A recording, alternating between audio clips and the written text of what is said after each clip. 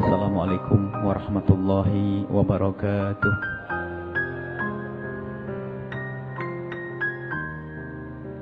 Alhamdulillahilladzi yataqabbalu min ibadihi al-mukhlisin. Wassalatullahi wassalamuhu ala habibina wa syafi'ina wa maulana sayyidina Muhammad imamil mukhlisin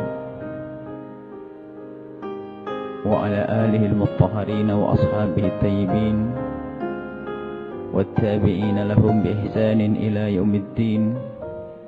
اللهم يا ربنا ارزقنا الإخلاص في الأعمال وتقبل منا صالحها واعف عنا يا ربنا عن السيئات.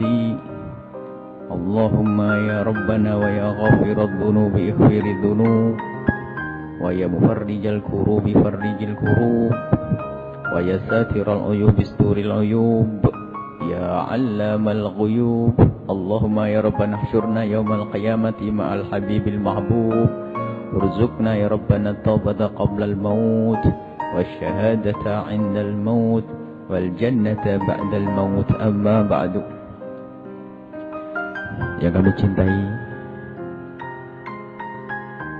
para perindu kemuliaan ahli itikaf, semoga Allah senantiasa memberikan kepada kita keistiqomahan seperti Allah memudahkan kita pada saat ini. Semoga di hari-hari depan, di saat-saat berikutnya, Allah juga memudahkan kita untuk bisa menghadap beribadah kepada Allah Subhanahu wa ta'ala. Dan harus kita syukuri nikmat seperti ini. Harus kita sadari bahwasanya ini adalah nikmat yang amat besar. Kemudahan yang diberikan oleh Allah kepada kita untuk kumpul di sini. Semuanya kalau kita tengok, kita lihat, kita perhatikan dari apa yang kita lakukan saat ini, kemuliaan yang luar biasa ini, sahamnya 100% dari Allah. Yang memberikan tenaga kepada kita Allah. Yang memberikan kesempatan kepada kita Allah. Yang memudahkan kita ke sini Allah. Dan sungguh kemuliaan kebaikan semuanya kembali kepada Allah. Maka syukuri ini semua dari Allah. Allah yang memilih Anda untuk di tempat ini. Dan coba Anda pikirkan saat ini juga. Anda renungi saat ini juga. Alangkah banyaknya hamba Allah yang tidak diberi kesempatan oleh Allah untuk menikmati ibadah seperti ini. Ada di antara mereka yang justru saat ini lelap terbuai dalam kemaksiatannya.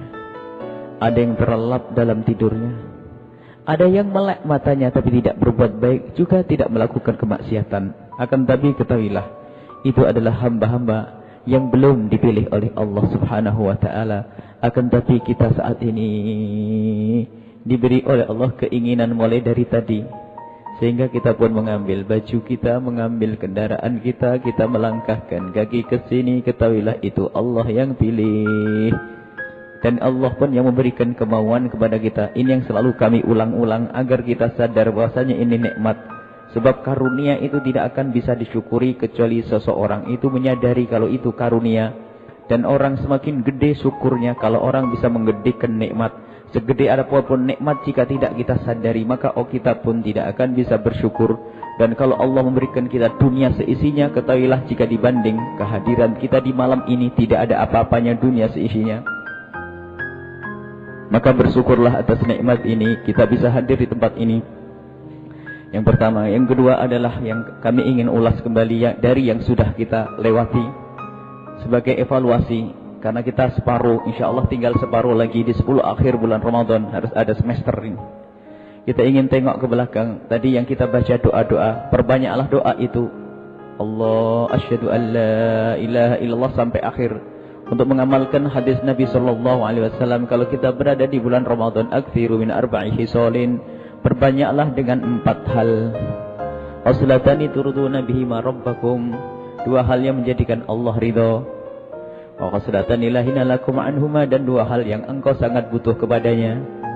Dua hal yang menjadikan Allah ridha itu adalah syahadatu alla ilaha illallah. Yang pertamanya bersyahadat. Yang kedua, tastaghfirunahu, engkau minta ampun kepada Allah. Dan dua hal yang engkau sangat butuh kepadanya adalah tas'alunal jannata, engkau minta surga. Wa ta'uduna billahi minan nar, minta perlindungan dari api neraka. Itulah yang dibaca oleh para ulama dengan asyhadu an la ilaha illallah, nastaghfirullah, nas'alukal jannata wa na'udzubika minan nar. Perbanyak dalam setiap diam.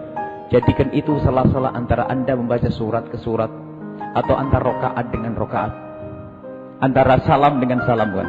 Setelah dua salam bacalah doa ini, setelah dua salam baca doa ini, atau setelah surat selesai Anda membaca doa ini. Ditambah lagi doa Lailatul Qadar yang diajarkan oleh Nabi kepada Siti Aisyah. Siti Aisyah diajari waktu nyambut Lailatul Qadar, doanya adalah kuli, katakanlah wahai Aisyah, Allahumma innaka afuun tuhibbul afwa fa'fu anni. Ya Allah, engkau maha pengampun, maka aku mohon ampun, ampunilah kami. Ya Allah, engkau maha pengampun, engkau mencintai untuk engkau senang untuk mengampuni, maka ampuni aku. Allahumma innaka afuun karim tuhibbul afwa fa'fu anni, atau fa'fu anna, sama karena doa. Ini yang kedua. Yang ketiga adalah, masih ingat pengajian berikutnya, yang ketiga adalah masalah wilayah tobat. Kalau kita ingin menghadap seseorang yang sangat kita hormati, sangat kita hargai, kita akan mengenakan baju yang bagus, kadang dibarengi dengan minyak wangi. Karena apa? Agar kita pantas menghadap orang yang kita hormati tersebut.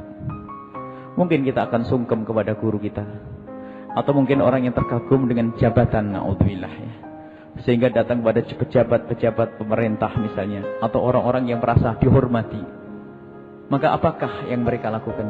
Membersihkan baju, dibukakan baju yang paling bagus, pakai minyak wangi, agar saya pantas menghadap manusia. Ini menghadap manusia. Karena apa harus baju kita yang perbaiki, cara duduk kita yang kita benahi, karena manusia melihat dohir kita. Bagaimana orang menghadap kepada Allah tidak membersihkannya, tidak memantaskan dirinya untuk dilihat oleh Allah? Maka wilayah pertama kali yang harus kita jelajah di saat kita menuju kepada Allah, wilayah namanya tobat. Tobat itu bersih diri, agar kita pantas melanjutkan perjalanan menuju Allah. Wilayah tobat. Wilayah tobat agar kita bisa diterima oleh Allah. Maka bertobatlah dari segala dosa. Masih ingat? Ingat, hadirkan sebesar apapun dosa yang kita lakukan, ketahuilah pengampunan Allah lebih besar dari itu kalau kita yakin. Maka tidak ada istilah putus asa.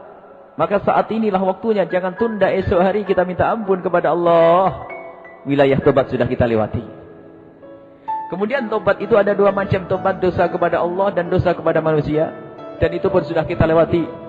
Sebab kalau kita sudah tidak dosa dengan Allah, lalu dosa kepada manusia pun menjadi Allah murka.